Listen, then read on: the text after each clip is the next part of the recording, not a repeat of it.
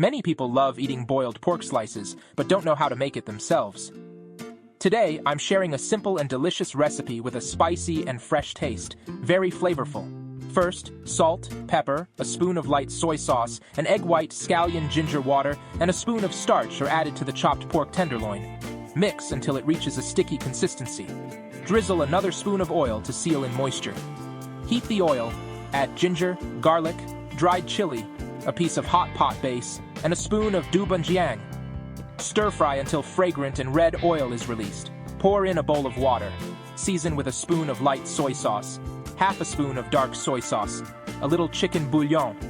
After boiling, remove the residue, add your favorite vegetables, cook until done, place at the bottom of the bowl, switch to low heat, evenly add the meat slices, gently push a few times, cook the meat slices until they change color, then it's ready to serve.